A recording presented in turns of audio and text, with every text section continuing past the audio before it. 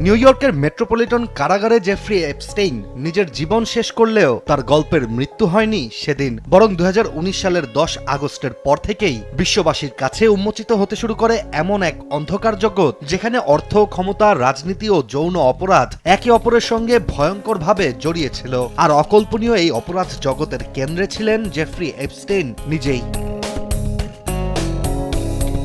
2011 সালে new York পোস্টে সাক্ষাৎকার দেওয়ার সময় জেফ্রি এপস্টেইন নিজেকে আখ্যা দিয়েছিলেন যৌন নিপীড়ক নন, বরং অপরাধী হিসেবে। কিন্তু আদালতের নথি, ভুক্তভোগীদের জবানবন্দি আর তদন্ত প্রতিবেদনে উঠে এসেছে ভিন্ন এক বাস্তবতা।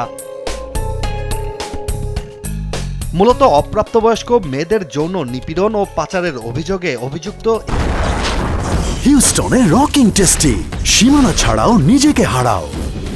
এই জেফ্রি এপস্টেইন একসময় নিউ ইয়র্কের অভিজাত সমাজের এক অবিচ্ছেদ্য অংশ ছিলেন। তার জন্ম ও বেড়ে ওঠা নিউ ইয়র্কেই, আর নিজের স্নাতক শেষ না করেই তিনি শিক্ষকতা শুরু করেন ডাল্টন স্কুলে। সেখান থেকেই ভাগ্য বদলে যায় জেফ্রির। স্কুলের এক শিক্ষার্থীর বাবার হাত ধরে পৌঁছে যান টাকার খনি ওয়াল স্ট্রিটে, ইনভেস্টমেন্ট ব্যাংক বিয়ার স্টার্নসে। এভাবেই নিজের বিস্ময়কর উত্থানের যাত্রা শুরু করেন তিনি।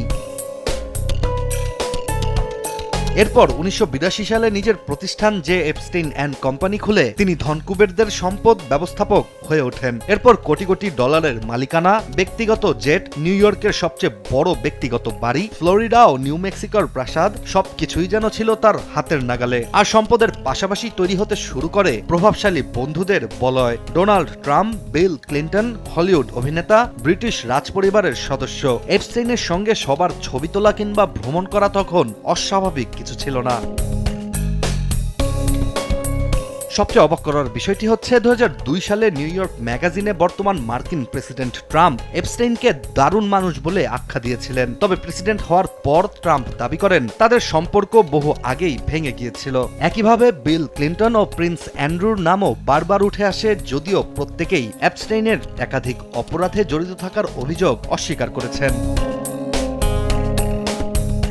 জেফ্রি এপস্টেইনের এই বিলাসী জীবনের পতন শুরু হয় 2005 সালে, যখন প্রথমবার ফ্লোরিডায় 14 বছর বয়সী এক কিশোরীর অভিযোগে তদন্তে নামে পুলিশ। তল্লাশিতে বেরিয়ে আসে অসংখ্য মেয়ের ছবি। একাধিক নারী বর্ণনা দেন টাকা, উপহার আর প্রলোভনের ফাঁদে ফেলে তাদের সাথে করা হতো যৌন নিপীড়ন। এত কিছুর পরও 2008 সালে এমন এক সমঝোতা চুক্তি হয় যা এপস্টেইনকে আজীবন কারাদণ্ড থেকে রক্ষা করে। চুক্তি অনুযায়ী 18 মাসের সাজা দেওয়া হয়েছিল জেফ্রি এপস্টেইনকে, যেখানে দিনের অর্ধেক সময় বাইরে কাজ করার সুবিধাও ছিল। এরপর 2019 সালে আবারও গ্রেপ্তার হন এপস্টেইন। নারী পাচার ও যৌন নিপীড়নের গুরুতর অভিযোগে এবার জামিনও নাকচ হয় তার। আর তার সব অপকর্মের বিচার প্রক্রিয়া শুরুর আগেই আত্মহত্যা করেন জেফ্রি এপস্টেইন নিজে। তবে কারাগারে তার এমন মৃত্যু নিয়ে রয়েছে রহস্য।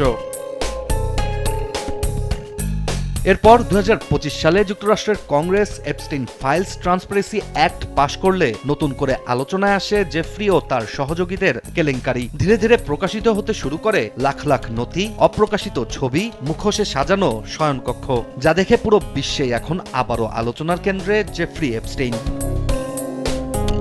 ইশতিয়াক হোসেন, দেশ টিভি।